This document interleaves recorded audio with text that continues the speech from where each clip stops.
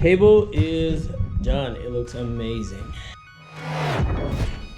Welcome back to Building Charles James, and today we build a dining table out of 100-year-old wood. This table's being designed for one of my designer clientele. She had some classic Spanish styling ideas that she wanted to add, making this piece a true one-off. Once this table is placed in its future home, it certainly will be the topic of conversation. Any project started, I basically start off with the bandsaw, the jointer, or the bandsaw or the jointer, because I need a flat plane. So that's how I kind of get everything going. And then from there, once I'm out of the state of being rough, I'm able to go ahead and work it and turn it into anything I need. We're going to go ahead and start on the jointer. So we got the Bailey jointer here, and we're going to go ahead and get that set up, get it all squared up, make sure it's sitting at 90, and turn it on and get working. I just picked up my Bailey JP1250 joiner planer.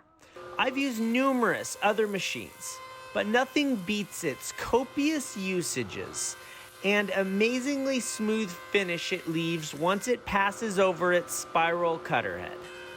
This machine is quality, and it's my favorite machine now to start every project with.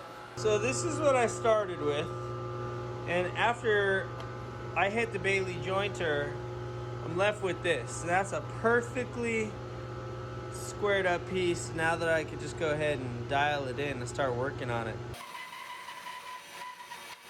Next, we have to divide the 10-quarter lumber into planks. So we're gonna go ahead and go to my Jet 14-inch bandsaw. I'm using a 3/4-inch carbide resaw blade here, and it's ripping through this wood like butter. For the legs, I used two 4x2x30-inch pieces and glued them up. I used those as my blanks on my Grizzly heavy-duty lathe. These things ended up being so heavy, when I put them on my lathe, they actually scared me. I turned them, I made a template from the first one and replicated it 3 more times. I moved back to the Bailey and put the fence angle at 45 degrees, allowing me to 45 the inside of each one of the legs. I have diagonal wooden corner brackets that I'll be adding to every corner of the table.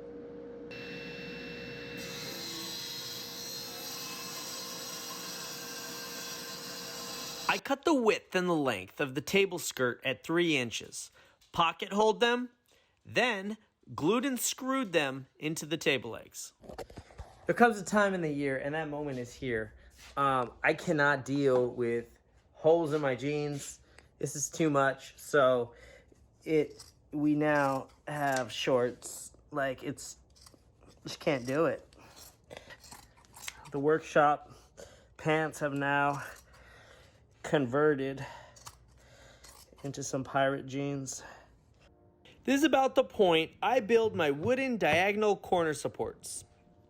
Adding a few pocket holes on each side, finally drilling some center holes, and backing them up to the flat 45 we made on the inside of each leg with the Bailey, making this table extremely strong and durable.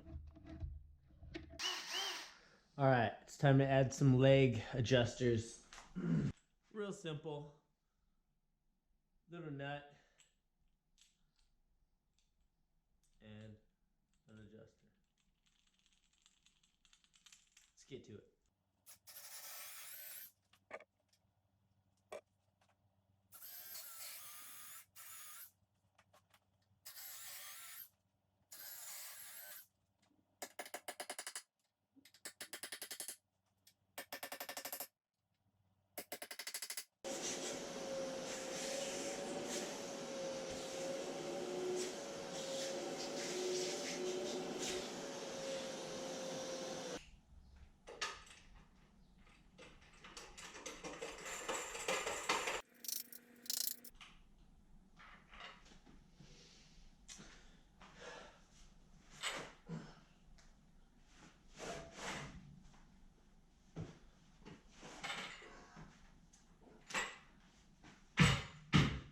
One of my favorite things about my Bailey is how easy it is to convert it from a joiner to a planer.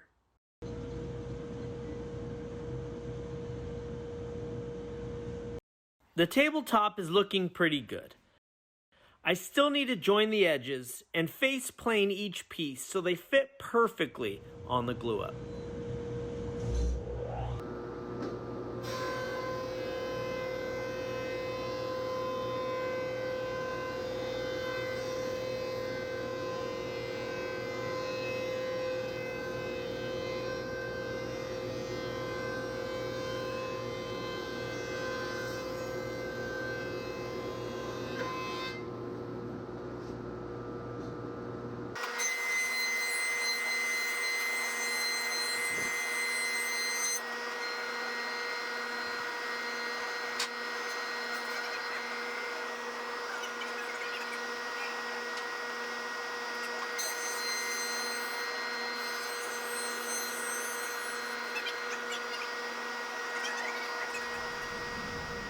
Now that the table was ready for glue, I grabbed some pipe clamps and started to assemble the top.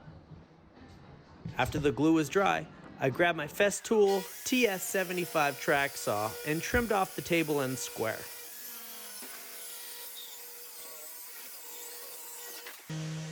One final sand and this table was ready for finish.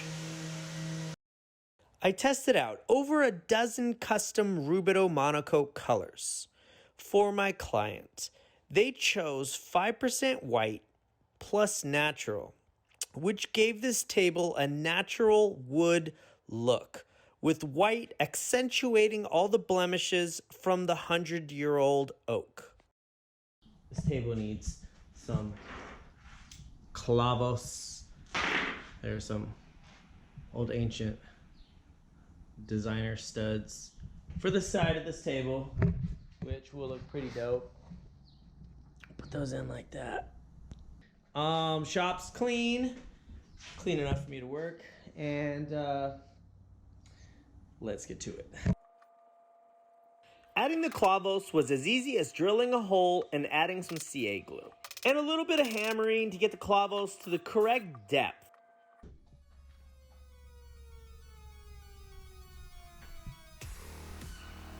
Having the ability to customize your own furniture truly makes your home tailored to you. Think about how much you or your client spends on bargain, self-assembled furniture, none of which you actually like or are proud of, and is going to end up on OfferUp or in the trash, which just fills up our landfills. Custom furniture is more cost-effective and made by a true tradesman. Heirloom furniture is handmade, quality constructed from actual timber, and treated and sealed with high-grade premium protectants. Let's educate people to stop buying junk. If you enjoyed this video or like my channel, please subscribe below. It helps me push out more content for you. If you like what you saw, stick around for my next post. Share it with your friends, send it to your mother, and I will see you next time.